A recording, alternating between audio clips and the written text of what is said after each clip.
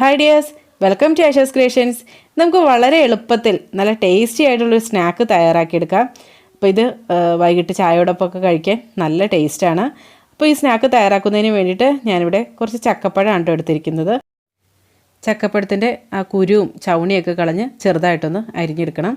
അപ്പോൾ ഇനി ഇത് തയ്യാറാക്കാൻ തുടങ്ങാം. അതിന് വേണ്ടിയിട്ട് ഒരു പാൻ സ്റ്റൗവിൽ വെച്ചിട്ടുണ്ട്. പാൻ നല്ലപോലെ ചൂടായി കഴിയുമ്പോൾ അതിലേക്ക് ഒരു 2 ടേബിൾ സ്പൂൺ വെളിച്ചെണ്ണ ഒഴിച്ചു കൊടുക്കാം. വെളിച്ചെണ്ണ നന്നായിട്ട് ചൂടായി കഴിയുമ്പോൾ ഇതിലേക്ക് നമ്മൾ അരിഞ്ഞ് വെച്ച ചക്കപ്പഴം ചേർത്ത് കൊടുക്കാം. അപ്പോൾ ഒരു 10-20 ചുള ചക്കപ്പഴം എടുത്തോളൂ കേട്ടോ. അത് നിങ്ങളുടെ ആവശ്യത്തിനനുസരിച്ച് എടുക്കുക. അപ്പോൾ ചക്കപ്പഴം നന്നായിട്ട് സോഫ്റ്റായി വരുന്ന വരെ ഒന്ന് വഴറ്റിയെടുക്കുക കേട്ടോ.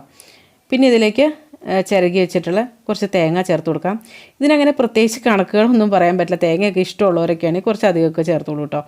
പിന്നെ ഈ ചക്കപ്പഴത്തിൻ്റെ മധുരത്തിനനുസരിച്ച് പഞ്ചസാര ചേർത്ത് കൊടുക്കാം. ചിലപ്പോൾ നല്ല മധുരമുള്ള ചക്കപ്പഴമൊക്കെ ആണെങ്കിൽ ഒരുപാട് പഞ്ചസാരയൊന്നും ചേർക്കേണ്ട ആവശ്യമില്ല. അപ്പോൾ ഞാനിവിടെ ഒരു 2 ടേബിൾ സ്പൂൺ പഞ്ചസാരയും കൂടെ ചേർത്തിട്ടുണ്ട്. കൂടെ തന്നെ 1/2 ടീസ്പൂൺ ഏലക്കാപ്പൊടി കൂടി ചേർത്തിട്ടുണ്ട്. ഇനി ഇതെല്ലാം കൂടെ നല്ലപോലെ അങ്ങോട്ട് മിക്സാക്കി എടുക്കാം. എന്നിട്ട് ഫ്ലെയിം ഓഫ് ചെയ്യാം. ഇതങ്ങനെ എല്ലാതും മിക്സായി വന്നിട്ടുണ്ട്. അപ്പോൾ ഇനി ഇത് മാറ്റി വയ്ക്കാം. ഇനി ഇതിന് വേണ്ടിയിട്ടുള്ളൊരു ബാറ്റർ റെഡിയാക്കി എടുക്കണം. അപ്പോൾ അതിന് വേണ്ടിയിട്ട് ഒരു മിക്സിയുടെ ജാറിലിട്ട് 1 കപ്പ് മൈദ ചേർത്ത് കൊടുക്കാം. പിന്നെ ഒരു മുട്ട ചേർക്കാം.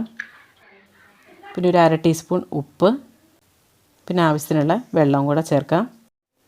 ഇനി ഇത് നന്നായിട്ട് അങ്ങോട്ട് അരച്ചെടുക്കണം.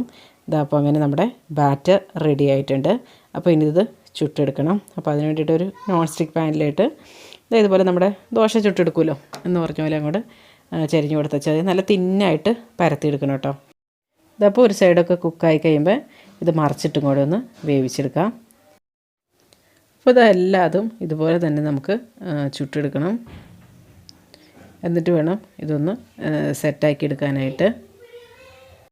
അപ്പോൾ നമുക്കിതിനെ വേണമെങ്കിൽ ദോശ എന്നൊക്കെ പറയാം. പക്ഷേ ഇംഗ്ലീഷുകാരുടെ സ്റ്റൈലൊക്കെയാണ് ക്രീപ്സ് അല്ല, അങ്ങനെയൊക്കെയല്ലേ പറയണേ. ചെറിയ കട്ടി കുറഞ്ഞ സംഭവമാണല്ലോ. അതുകൊണ്ട് അത് ഒരെണ്ണം വെച്ച് കൊടുക്കാം. എന്നിട്ട് അതിൻ്റെ മുകളിലിട്ട് നമ്മൾ ഉണ്ടാക്കി വെച്ച ചക്കപ്പഴത്തിൻ്റെ ആ മിക്സ് ഉണ്ടല്ലോ, അത് ഉള്ളിൽ ഫില്ല് ചെയ്യാം. എന്നിട്ട് ഇതുപോലെ ഒന്ന് മടക്കിയെടുക്കാം. ഇത്രയേ ഉള്ളൂ, സെറ്റായിട്ടുണ്ട് കേട്ടോ.